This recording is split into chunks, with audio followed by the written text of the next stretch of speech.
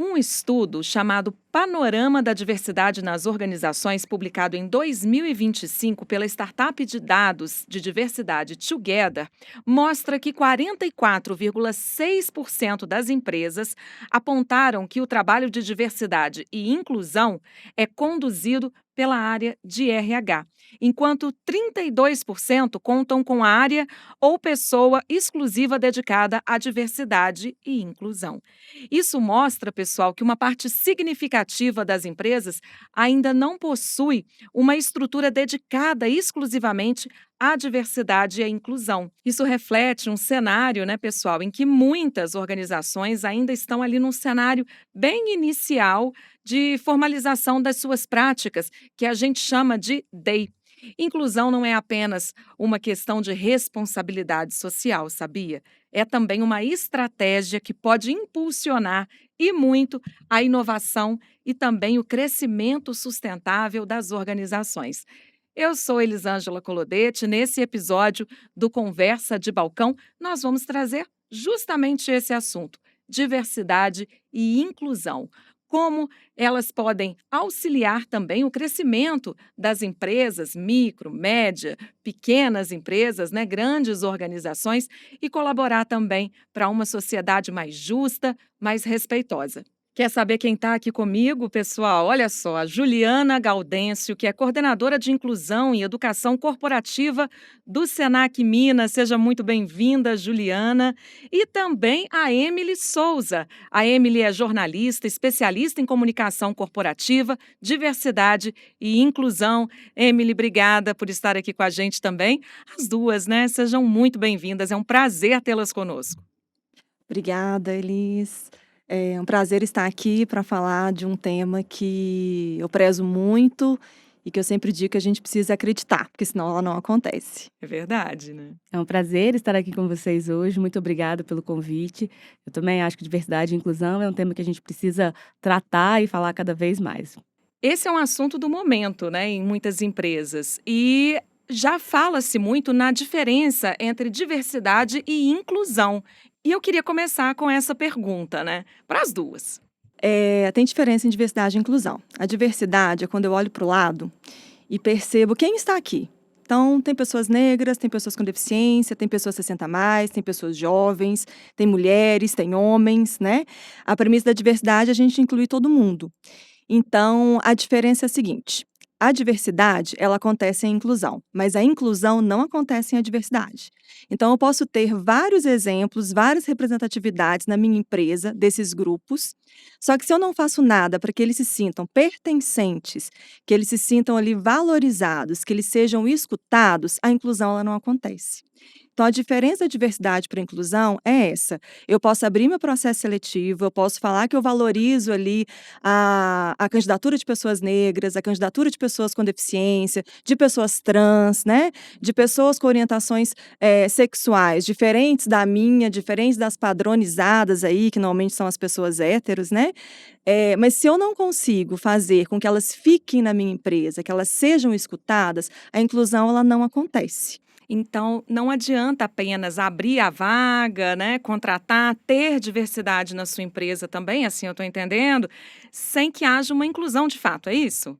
Exatamente. Eu gosto muito daquela metáfora, né? Diversidade é convidar para a festa e inclusão é chamar para dançar.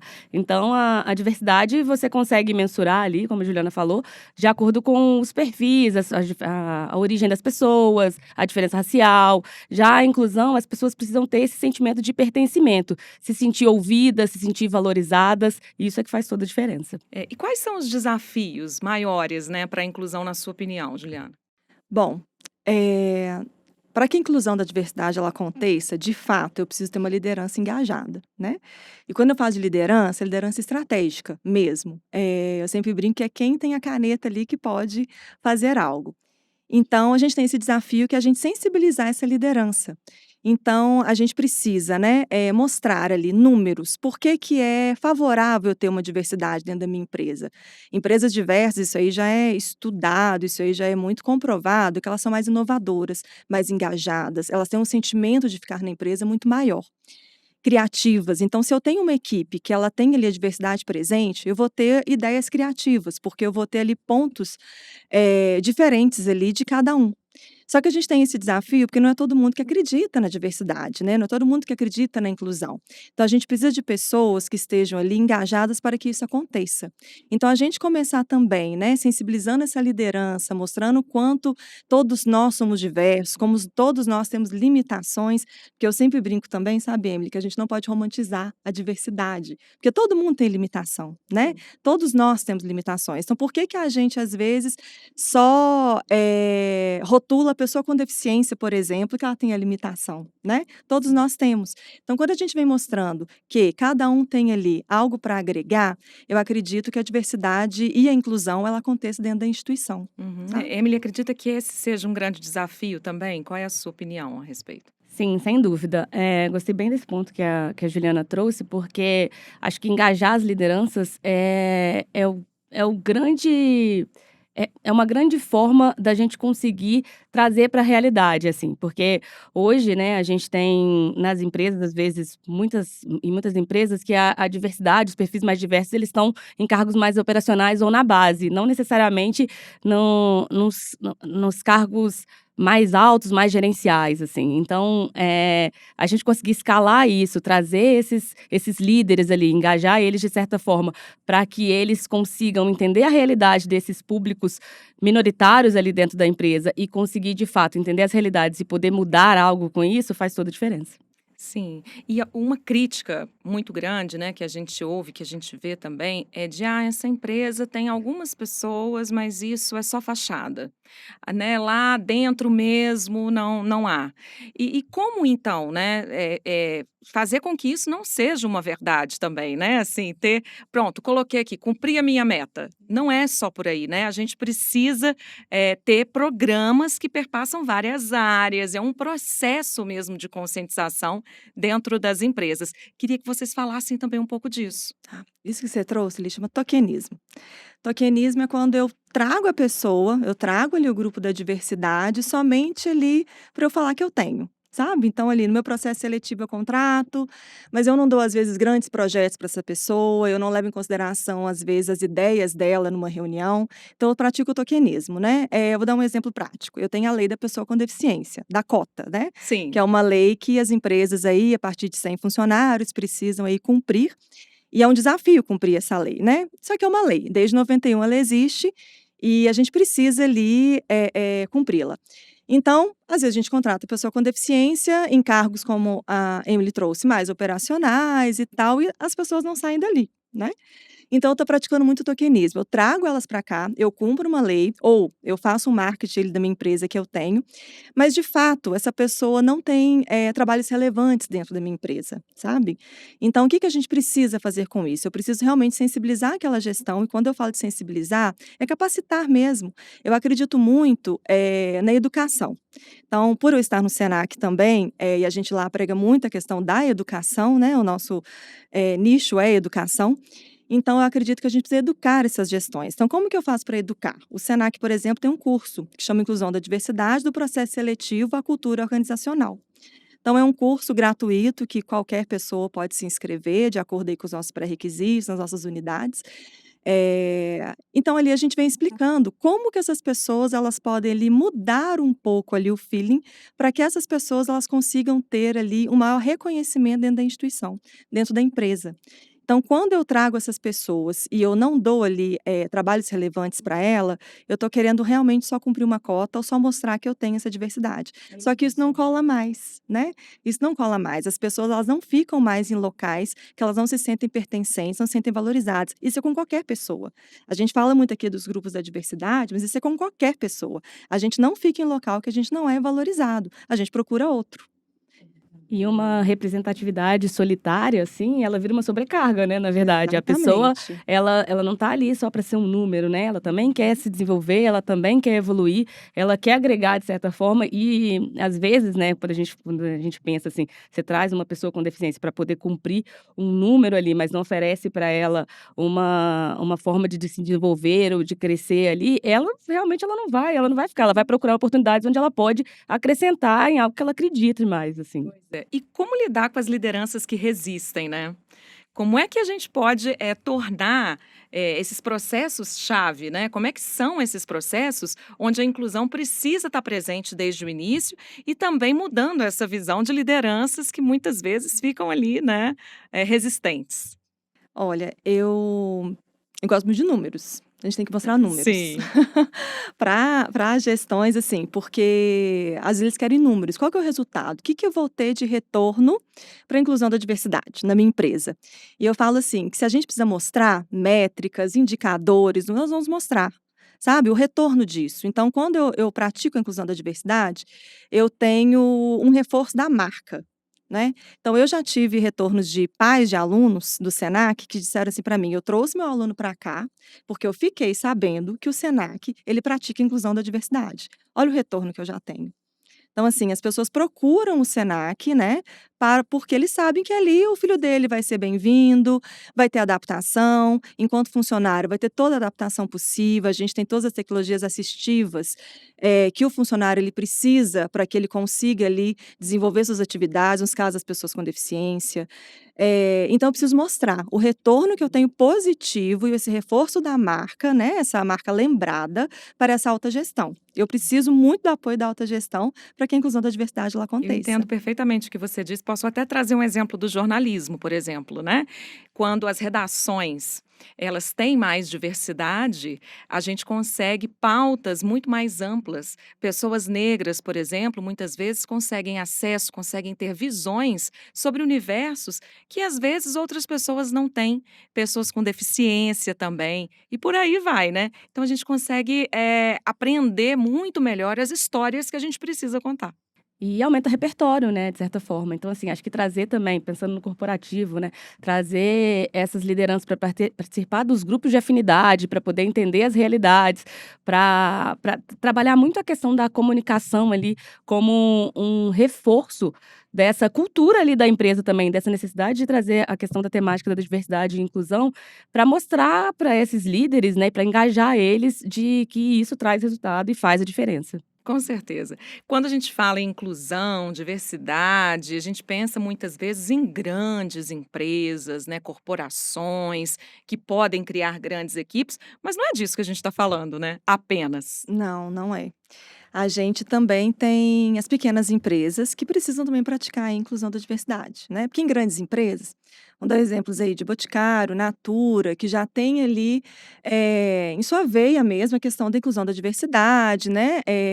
Se eu não me engano, a Natura conseguiu já ter 50% de homens e 50% de mulheres, é algo muito, muito bacana, muito interessante, é um uma meta muito bem atingida e tal. Quando a gente fala de pequenas empresas, que também deve praticar, né, pequenas e médias, a gente fala de, às vezes, um pouco menos de recurso, um pouco menos de recursos, tanto financeiros quanto recursos humanos, para que isso aconteça, mas não é impossível, né?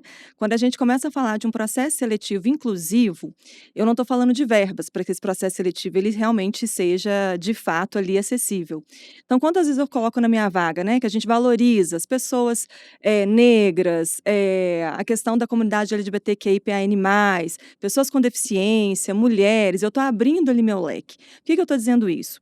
Porque seria óbvio, né, eu abrir uma vaga e todo mundo querer se candidatar nessa vaga. Isso é óbvio, né? Eu não estou colocando ali restrição. Mas em conversa, principalmente com pessoas com deficiência, eu descobri que quando a gente coloca em uma vaga, que a gente valoriza esses grupos, ou que são extensivas minhas vagas para estes grupos, eles se sentem mais pertencentes. O que para a gente é muito óbvio, né? Para eles não é. Então, quando eles veem que não tem esse termo, né? Nenhuma vaga, eles acham que não é para eles. Então, são pequenas coisas que a gente pode colocar numa indicação de uma vaga, ali numa divulgação de uma vaga, que a gente vai trazer esse público. E quando eu falo também de que a gente não precisa de tanta verba, quando a gente fala também de grupos de afinidades, como a Emily bem trouxe, os grupos de afinidades não precisam de verba.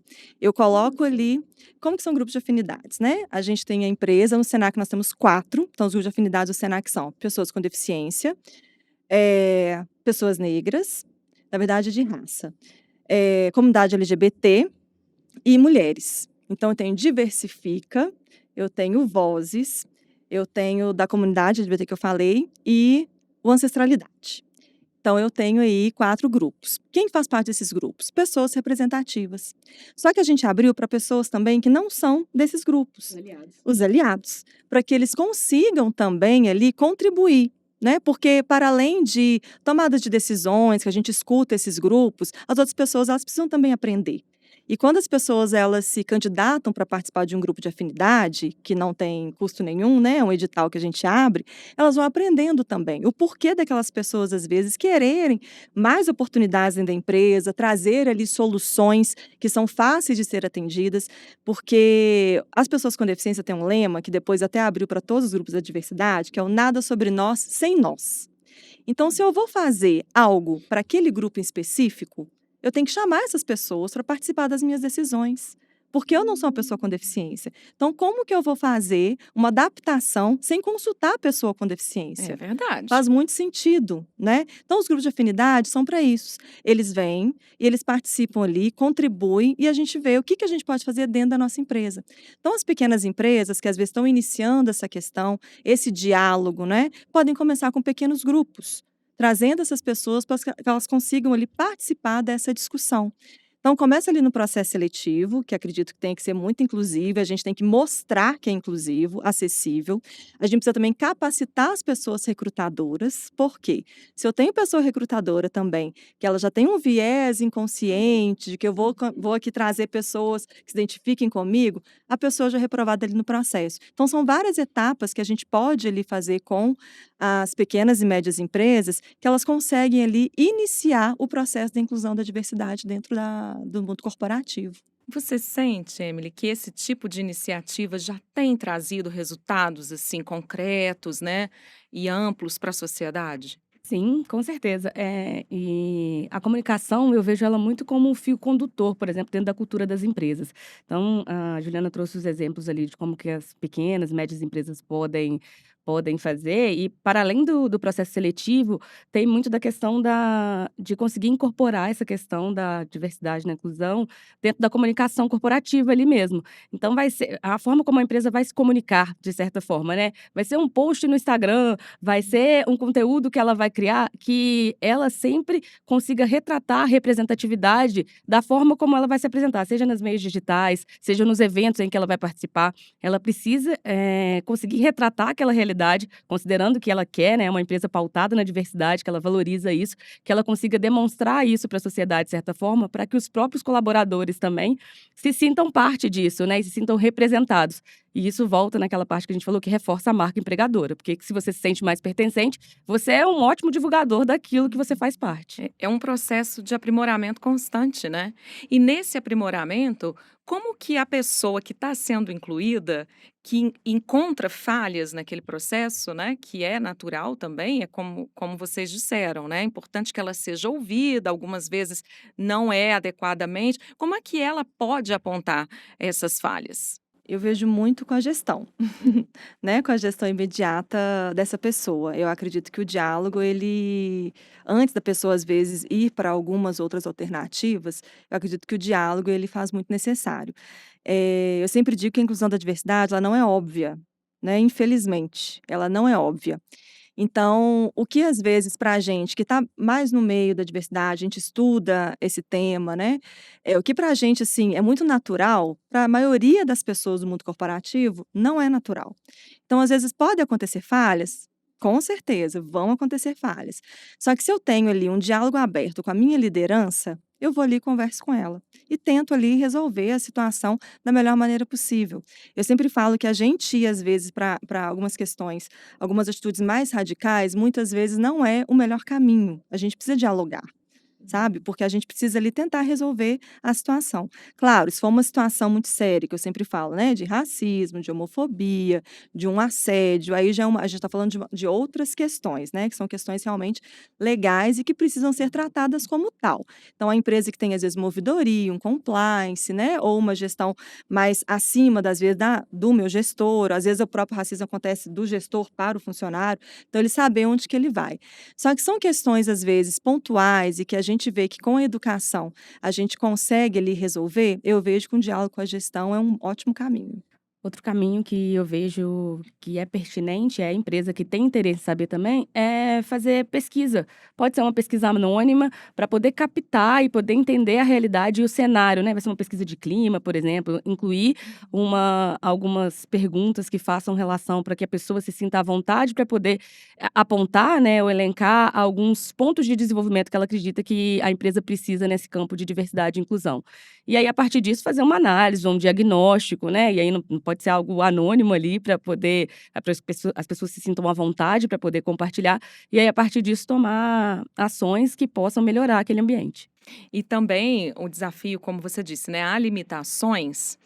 A gente estava falando das pessoas com deficiência em algum momento, né? Que existe uma lei e é difícil de encontrar. Algumas vezes é preciso também ter o processo de aprendizagem, né, dentro da empresa, ter esse processo educativo, porque, me explicando aqui, é porque muitas empresas encontram dificuldade de achar esse profissional qualificado, não é? Então, como que pode se dar isso dentro desse universo da inclusão e diversidade? Bom, eu nem sei se faz muito sentido mais a gente falar que não tem profissionais qualificados os grupos da diversidade, né? É? Por exemplo, vou dar um exemplo muito do Senac, né? A gente tem aí como premissa em todas as nossas ações, em todas as nossas iniciativas, a inclusão da diversidade, seja ali no ambiente educacional, dentro da sala de aula, seja no ambiente corporativo. Então, quando eu estou falando de, por ano, a gente forma mais de 2.000 alunos, por exemplo, com deficiência. Então, se eu estou formando mais de 2.000 alunos com deficiência anualmente no Senac, que é uma educação profissional, então ele está saindo ali, no mínimo, com um conhecimento mais técnico, que é o que as empresas pedem. Então, quando eu falo que as empresas, elas dizem, trazem que não tem a pessoa ali para cumprir essa cota, e as faculdades, tanto o Senac, outras instituições, por ano liberam aí mais de 1.000, 2.000 pessoas, a conta não fecha. Uhum. Então, por isso que a gente às vezes vem com a questão do viés inconsciente. Será que eu quero realmente trazer essa diversidade aqui para o meu ambiente corporativo? Será que eu tenho ali um preconceito e que às vezes é muito automático ali no meu dia a dia?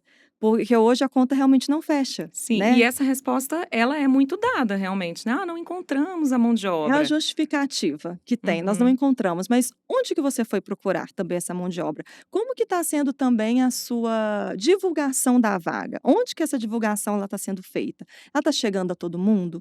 Vou dar um exemplo do interior, né? No Senac a gente tem muitas unidades em interior pequenos. Então lá, por exemplo, às vezes a rede social não funciona, mídia social, não é todo mundo que tem acesso. Porque a gente também partir do pressuposto que todo mundo sai da mesma linha de partida, a gente também está começando errado. As pessoas, não é todo mundo que tem um acesso à internet, não é todo mundo que tem um celular. Então a gente também precisa pensar nas pessoas em vulnerabilidade social. Então, por exemplo, no interior, às vezes o que funciona é um carro divulgando vaga pela rua, às vezes é uma entrevista numa rádio. Então, a gente precisa realmente adaptar de acordo com a realidade das pessoas daquele município. Né? O interior de Minas, ele é muito peculiar, ele é muito diferente da capital. Então, o que eu consigo aqui, às vezes eu não consigo no interior. Então, eu preciso fazer uma divulgação mais efetiva para que essas pessoas elas venham trabalhar na minha instituição. E isso é obrigação da empresa. Sim. E se é uma pequena, média empresa e a pessoa tem dificuldade, pensa: "Nossa, eu não consigo imaginar, eu não consigo dar um passo".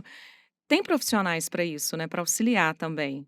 Tem, e esse ponto, só retomando esse ponto que a Juliana falou, assim, é onde as empresas estão procurando essas vagas, esses bancos de talentos, né? A gente tem hoje organizações que têm o objetivo de de dar um match, né, de profissionais diversos ali, qualificados para vagas nas empresas, assim. Tipo, eu mesmo participei de programas de mentoria para potencializar a carreira de profissionais negros. Então existe isso no mercado hoje, e as empresas de fato interessadas, elas também podem abrir bancos de talentos diversos, né, elas podem colocar no site ou em outros meios para que as pessoas enviem esses currículos ali. E quando a gente fala nisso, é principalmente em cargos mais em níveis gerenciais ou níveis, né, cada vez mais altos dentro da organização que acaba tendo essa dificuldade, né? Porque muito do que a Juliana trouxe, às vezes a forma como elas estão espelhando o currículo ou tendo a expectativa das formações profissionais não está muito alinhada, não está muito aberto para que esse público diverso consiga ter acesso. Com certeza. E você traz um ponto que eu já ia também entrar nele, que é o da tecnologia a favor desse movimento. Exatamente. A tecnologia ajuda em tudo, né? Não substitui as iniciativas que a gente precisa ter com os recursos humanos mesmo da empresa, mas a tecnologia ajuda muito. No próprio processo seletivo, às vezes, hoje já tem softwares que ali já tiram alguns viés inconscientes, algumas características que podem ali trazer para o recrutador uma exclusão. Então, a gente já tem aí plataformas que auxiliam nisso. Fora isso, nós temos plataformas também, que ajudam na questão da comunicação em libras, né, para as pessoas surdas usuárias da Libras. Então, nós temos o Velibras, que é gratuito, que ele é do governo. Então, toda empresa pode baixar no seu site e colocar lá para ser acessível em libras. Nós temos o Rentalk, que é um aplicativo no celular, que ele é gratuito, que a gente pode ali colocar as palavras que a gente quer, fazer o sinal para comunicar com uma pessoa surda. Softwares leitores de tela, então as pessoas cegas e com baixa visão, né, elas precisam ler as telas, então a gente tem softwares que hoje faz essa leitura no fone para essas pessoas, né. Olha que Isso é muito excelente. bacana. Um exemplo que é um dos melhores que a gente utiliza é o NVDA, que é utilizado até para o meu funcionário, que ele tem baixa visão. Então o NVDA ele é muito bom, então ele é gratuito também, pode baixar em notebook, computador, celular, para que a pessoa ela consiga ler, né, tudo que está ali passando. Fora isso, a gente tem outras tecnologias assistivas também, que a tecnologia vem muito à frente. No Senac, ano passado, a gente adquiriu 42 Orcans.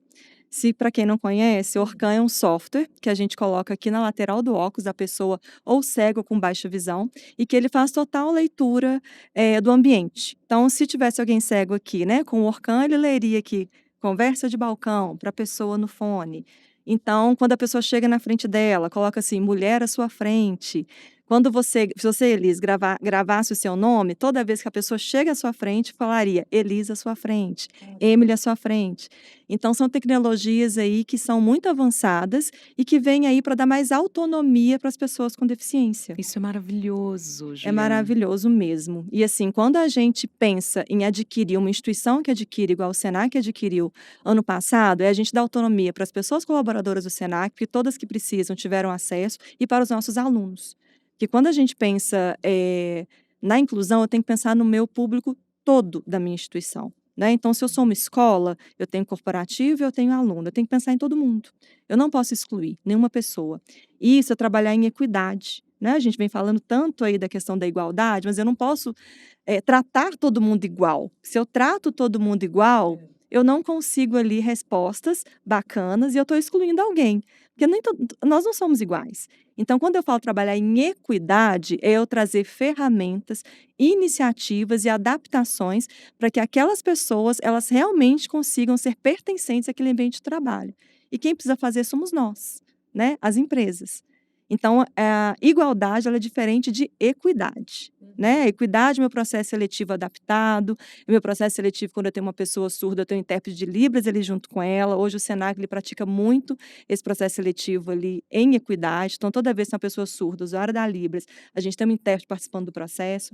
Então eu não posso pensar só na igualdade, eu preciso pensar na equidade, que são adaptações. É muito inspiradora, né, essa conversa, assim, a gente fica animado com o futuro, assim, né, da inclusão, da diversidade nas empresas e que isso também torne a sociedade, né, mais fácil de lidar, né, gente.